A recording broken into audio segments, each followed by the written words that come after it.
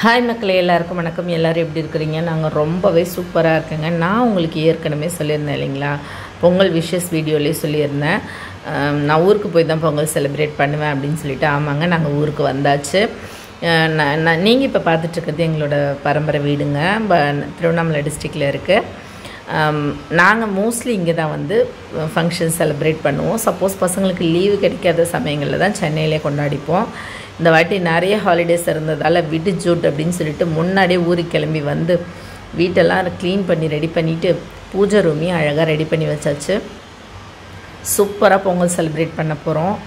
First இங்கே பூஜை room முடித்த உடனே வாசலில் வந்து பார்த்திங்கன்னா நைட்டே கோலம் போட்டுருவோம். நாங்கள் முதல் நாள் நைட்டே நல்லா செம்மையாக கோலம் போட்டு வச்சாச்சு. செம்ம அழகாக கலராக கோலம் போட்டாச்சு.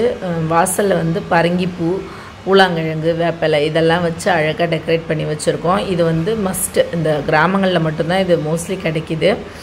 நான் வரைஞ்சிருக்க பொங்கப்பானை எப்படி இருக்குன்னு எனக்கு மறக்காமல் கமெண்ட்டில் சொல்லுங்கள். நாங்கள் வந்து தேர் வந்து வரைஞ்சி தான் வந்துட்டு கோலம் மாதிரி தேர் வரைஞ்சி தான் பொங்கல் வந்து செலிப்ரேட் பண்ணுவோம்.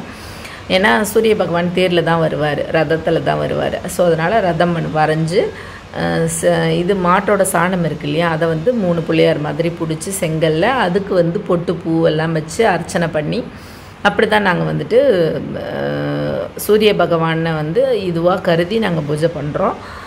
பொங்கப்பானை வந்துட்டு நம்ம மண்பானையில் செய்கிறதில்ல, நாங்கள் வெங்கலப்பானை வழியாக வந்து வெங்கலப்பானையில் தான் செய்வோம்.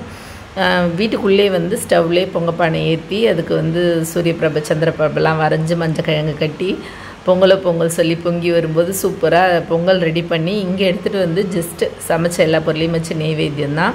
இலையில் வந்து பார்த்திங்கன்னா சைடில் கத்திரிக்கோல் அருகாமன்லாம் வச்சுருக்கேன். ஆனால் விவசாயத்துக்கு தேவையான மண்வெட்டி, கடப்பாரை இதெல்லாம் தான் வைக்கணும். இங்கே அதெல்லாம் வேலை செஞ்சுக்கிட்டு இருக்காங்க வச்சு, அப்படிங்கிறதால அதை நான் வைக்கலை.